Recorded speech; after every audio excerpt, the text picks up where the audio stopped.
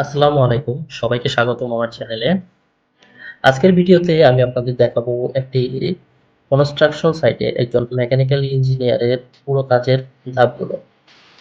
আমরা শুরু করব সাইট প্ল্যানিং থেকে এবং শেষ করব কমিশনিং পর্যন্ত। যারা মেকানিক্যাল ইঞ্জিনিয়ারিং পড়ছেন, কাজ করছেন বা আগ্রহী, তাদের জন্য ভিডিওটি অনেক গুরুত্বপূর্ণ হবে। প্রথম ধাপ হলো সাইট প্ল্যানিং। এখানে আমরা প্রজেক্ট ড্রয়িং, টেকনিক্যাল স্পেসিফিকেশন বা বিওকিউ রিভিউ করি।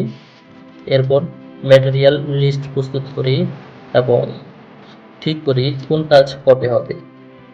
এ ধাপে সিভিল ও ইলেকট্রিক্যাল টিমের সাথে কোঅর্ডিনেশন খুব গুরুত্বপূর্ণ, কারণ একটি প্রজেক্ট সব কাজ পরস্পরের সাথে সম্পৃক্ত।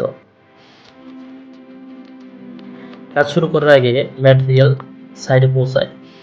এখানে ইঞ্জিনিয়ার হিসেবে আমাদের দায়িত্ব হলো ম্যাটেরিয়ালের কোয়ালিটি চেক করা, মিল টেস্ট সার্টিফিকেশন ভেরিফিকেশন করা, সঠিক সাইজ, গ্রেড আর কোড অনুযায়ী ম্যাটেরিয়ালস আছে কিনা দেখা, কারণ ভুল ম্যাটেরিয়ালস ব্যবহার করলে ভবিষ্যতে বড় সমস্যা হতে পারে।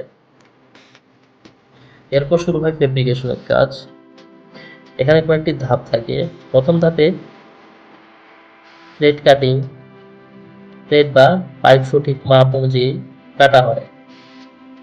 গ্রাইন্ডিং বা বিমিলিং, ওয়েল্ডিং এর জন্য প্রয়োজনীয় গেজ প্রস্তুত করা হয়।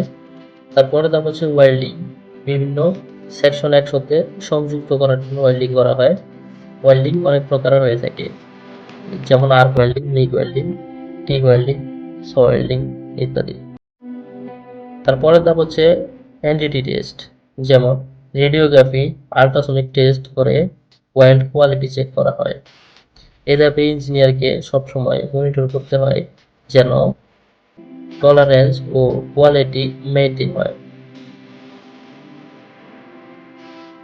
ফেব্রিকেশন শেষে ইনস্টলেশনের কাজ শুরু হয়। এর মধ্যে থাকে পাইপলাইন ইনস্টলেশন, পাম্প মোটর বা কম্প্রেসর বসানো, এইচভিএসি ডাক্ট বা ফায়ার ফাইটিং সিস্টেম ফিট করা। এখানে সবচেয়ে গুরুত্বপূর্ণ হলো অ্যালাইনমেন্ট।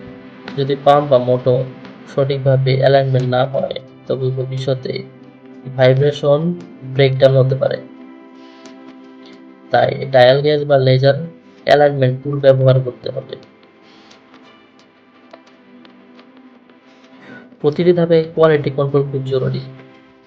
ইঞ্জিনিয়ার হিসেবে আমি দেখি সব কাজ কোড ও স্ট্যান্ডার্ড অনুযায়ী হয়েছে কিনা, যেমন এএসএমই, এএসটিএম ইত্যাদি। মাপজোক সঠিক আছে কিনা, ওয়েল্ড জয়েন্ট সঠিকভাবে টেস্টেড কিনা। ডকুমেন্টেশনের জন্য প্রতিটি কাজে রিপোর্ট রাখা হয়। কনস্ট্রাকশন সাইটে সেফটি সবচেয়ে বড় বিষয়। এখানে প্রতিদিন টুলবক্স মিটিং হয়, যেখানে ঝুঁকি আর প্রতিকার নিয়ে আলোচনা করা হয়। ওয়েল্ডিং করলে ফায়ার ওয়াচ থাকতে হবে। ক্রেন দিয়ে লিফট করার সময় লিফটিং প্ল্যান থাকতে হবে। একজন ইঞ্জিনিয়ার হিসেবে আমার কাজ হলো প্রতিটি কর্মী যেন সেফটি গিয়ার ব্যবহার করে আর কোনো ঝুঁকি না নেয়। সবকিছু ইনস্টলেশনের পর আসে টেস্টিং এর ধাপ। পাইপলাইন থেকে হাইড্রো টেস্ট বা নিওমেটিক টেস্ট করা হয়। এইচভিএসি সিস্টেম চালু করে দেখা হয় টেম্পারেচার ও এয়ার ফ্লো ঠিক আছে কিনা। সবকিছু ইনস্টলেশনের পর আসে টেস্টিং এর ধাপ। পাইপলাইনের ক্ষেত্রে হাইড্রো টেস্ট বা নিওমেটিক টেস্ট করা হয়। এইচভিএসি সিস্টেম চালু করে দেখা হয় টেম্পারেচার ও এয়ার ফ্লো ঠিক আছে কিনা। পাম্প ও কম্প্রেসর চালু করে পারফরম্যান্স যাচাই করা হয়। সবকিছু ঠিক থাকলে শুরু হয় কমিশনিং। এ সময় সিস্টেম চালু করা হয় এবং ক্লায়েন্টকে অফিসিয়ালি হস্তান্তর করা হয়। প্রতিদিনের কাজ শেষে একটি রিপোর্ট তৈরি করা হয়। এছাড়াও test certificate, inspection report, RS, field drawing সংরক্ষণ করা হয়।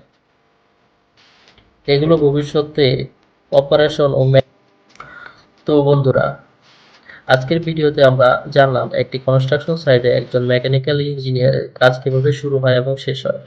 আশা করি ভিডিওটি আপনাদের জন্য তথ্যবহুল ছিল। যদি ভিডিওটি ভালো লেগে থাকে অবশ্যই লাইক দিন, শেয়ার করুন আর চ্যানেলটি সাবস্ক্রাইব করতে ভুলবেন না। ধন্যবাদ সবাইকে।